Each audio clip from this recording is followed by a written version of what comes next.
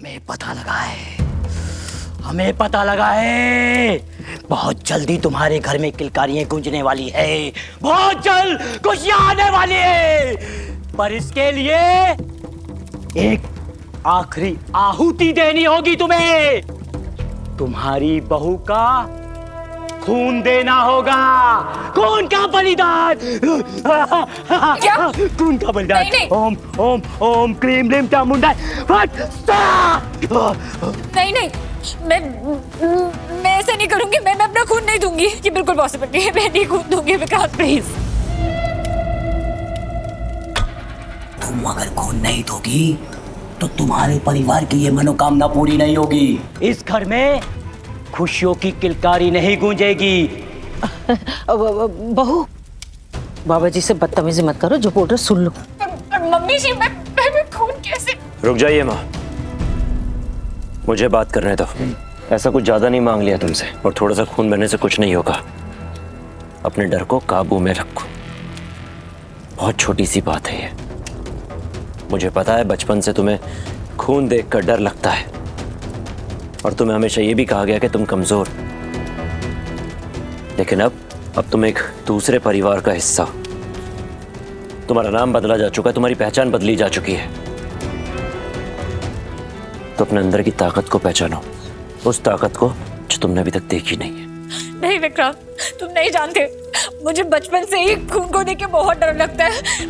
मैं नहीं ये सब कर सकती। मैं अपना खून नहीं दूंगी। मैं और खुद तो मैं बिल्कुल भी अपना खून निकाल सकती। मैं अपना खून नहीं दूंगी। चिंता मत करो, ये खून तुम्हें खुद नहीं निकालना, ये खून हम निकालेंगे। तुम्हें जरा सी भी तकलीफ नहीं होगी बच्चा।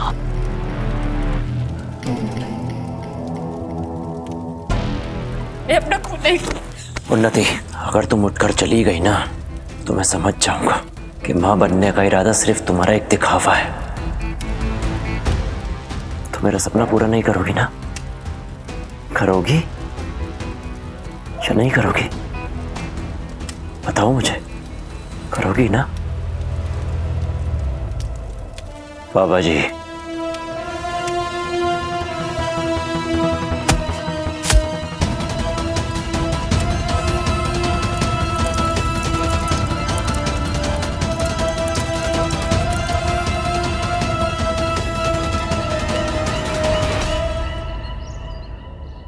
क्या भोजपुरी लड़की?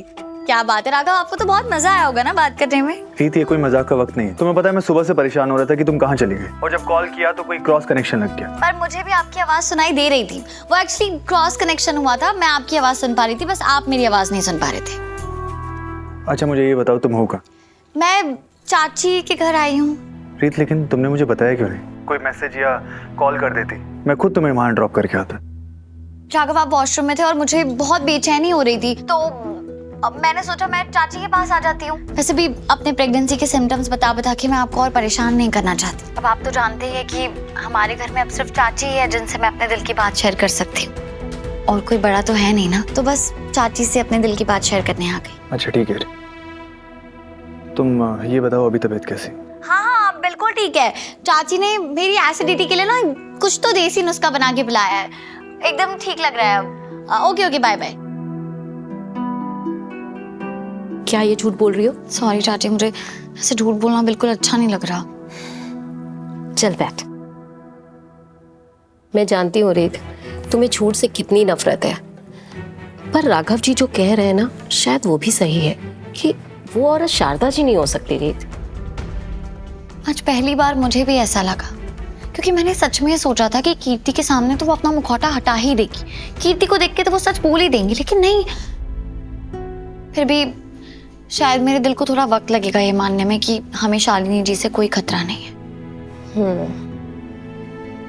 लेकिन कीर्ति ने एक अनजान औरत के पास जाकर अपने बुरे कामों की चर्चा की, ये बात मुझे हजम नहीं होती। और इतना ही काफी है ध्रुव के लिए कि वो ये समझ जाए कि ये जो कीर्ति है ना, कितनी जहरीली लड़की है।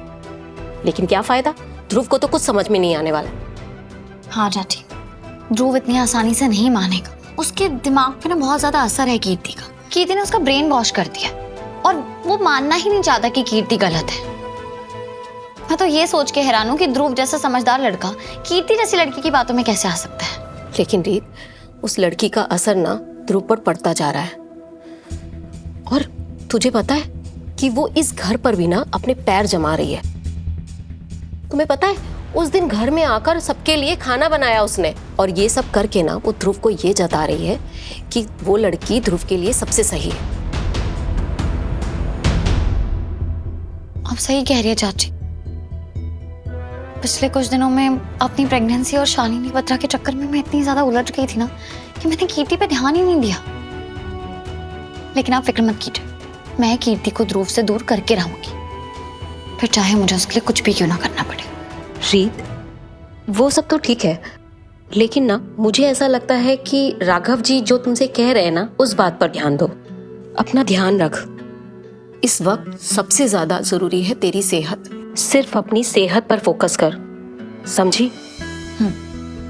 बता क्या खाएगी, मैं वही बनाती हूँ तेरे लिए। रसमलाई। ठीक है, अभी लेके आती हूँ।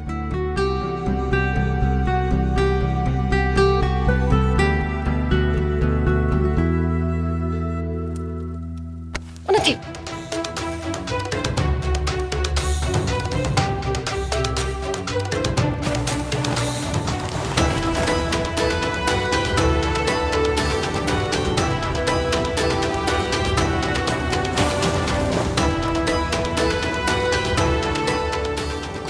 कुछ नहीं हुआ, मैं आ गई हूँ ना, कुछ नहीं हुआ, सब ठीक है। ये क्या कर रहे हैं आप लोग? दिमाग खराब हो गया आप लोगों का? पूनम जी, हमारे घर का मामला है, आप इसमें मत ही पड़िए। आपके घर का मामला है? उन्नति हमारे घर की बेटी है विक्रांत जी। हमारी उन्नी का हाथ काट दिया आप लोगों ने, और आप कह रहे हैं कि इन सब मामलों में मैं ना पढ़ूं। बच्चे के लिए ये सब करना पड़ेगा, बाबा ने बोला है। इन सबसे कोई फायदा नहीं होता आंटी जी। मैं कई ऐसे ढोंगी बाबाओं के चक्कर काट चुकी हूँ। ये सब बस एक ढकोसला है। आपके और हमारे जैसे मासूम लोगों का फायदा उठाते हैं ये लोग, सिर्फ पैसे ऐंठने के लिए और कुछ नहीं। इतना घोर अपमान, हमारा इतना घोर अपमान कौशल्या जी, इस लड़की को यहाँ से मेरी नजरों से दूर कीजिए। एक तो हमारी पूजा में इसने विघ्न डाला, ये घोर अपमान हम बर्दाश्त नहीं करेंगे। पूनम, तुम जाओ यहाँ से, और तुम इन सब चीजों के बीच में मत पड़ो। और वैसे भी तुम क्या जानो इन सब चीजों का महत्व? तुम तो कभी माँ बनी ही नहीं, और ना ही तुम्हें कभी सही मार्गदर्शन मिला। इसलिए बेटा, दूसरों के खून पर अपने नाम का लेबल चिपकाकर उनके बच्चों को अपना बनाने की सोच छोड़ दो। मेरे बेटे का भाग्य अभी बुलंद है, इसलिए तुम अपने मां न बनने की इस चलन को कहीं और जाकर उतारो, यहाँ नहीं। क्योंकि मुझे अपने घर के काम में किसी की भी किसी तरीके की रोक टोक पसंद नहीं है। जाओ यहाँ से। मुझे माफ कर दीजिए कौशल्या आंटी, लेकिन मैं उन्नति को लिए बगैर यहाँ से कहीं नहीं जाऊंगी। उन्नति कहीं नहीं जाएगी। उन्नति, अपनी भाभी को बताओगी नहीं कि ये हम किसके लिए कर रहे हैं? क्या तुम्हें ऐसा लगता है कि तुम्हें दर्द में देखकर मुझे दर्द नहीं होता? या फिर तुम्हें ऐसा भी लगता है कि मुझे तुम्हारी फिक्र नहीं है?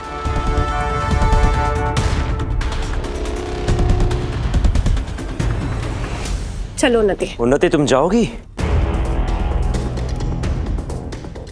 पूनम भाभी, आप प्लीज जाइए, मैं ये सब अपनी मर्जी से कर रही हूँ।